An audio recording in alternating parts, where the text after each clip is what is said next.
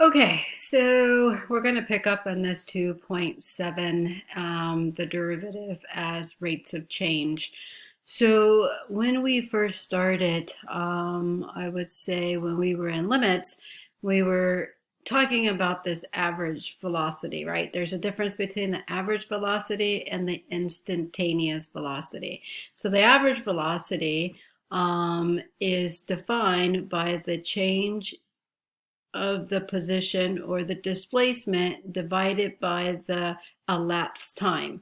And so if you think about your position function and you were to draw it and you take 2 points on that particular position function, you get a secant line, and that slope of the secant line represented that average velocity provided that the position function was given.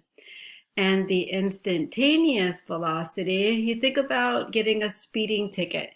Once you get above a certain speed limit at that instant, right? At that instant, that's what the velocity is going to be. And so the instantaneous velocity is defined by the first derivative of your position function. And so in this case, we were using the difference quotient to compute that velocity function. But now we have multiple tools under our belt to calculate that first derivative of the position function, which represents the instantaneous velocity.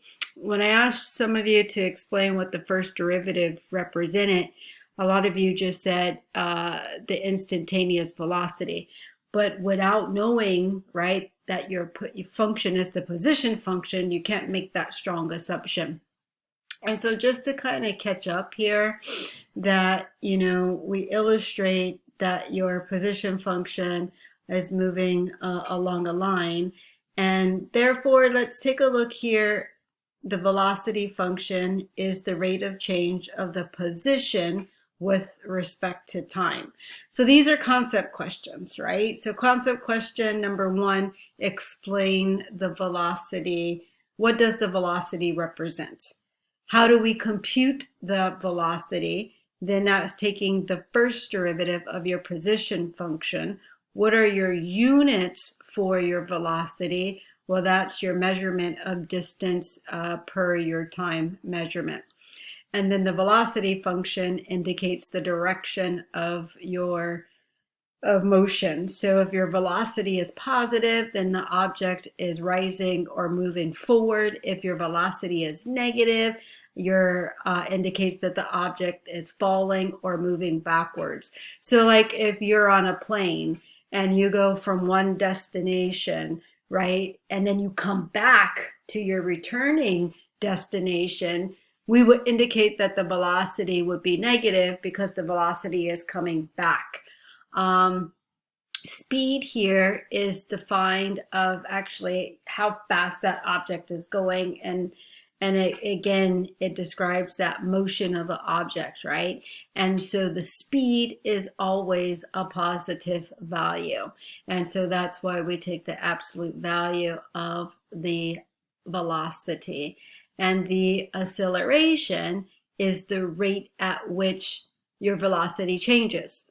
So again, concept question, what does speed represent? How do we compute the speed?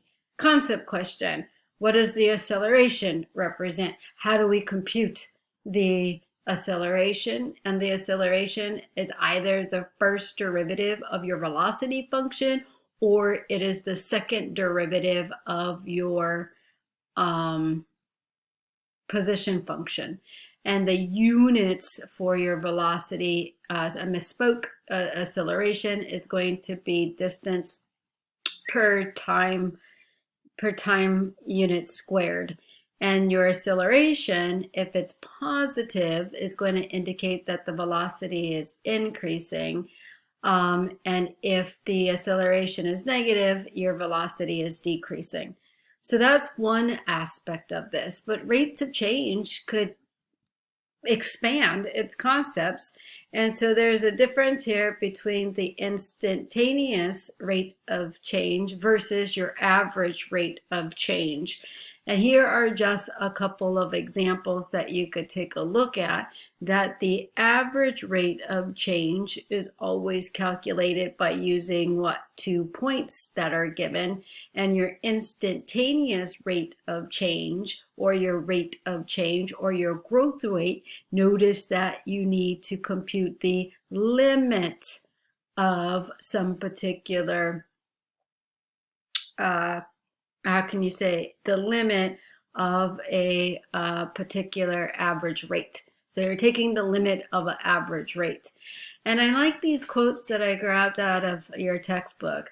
A single abstract mathematical concept, such as the derivative, can have interpretations in reach of the sciences.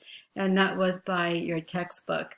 And then mathematics compares the most diverse phenomena and discovers the secret analogies that unite them. And that's Joseph Fourier, who was a mathematician, a French mathematician back in 1768, 1830. So what we're going to do when we resume in class is we are going to take a look here at some other instantaneous rates of change when we pick up. So in your notes, make sure your notes include this bottom portion. I should have illustrated that it was not necessary to write the top portion down.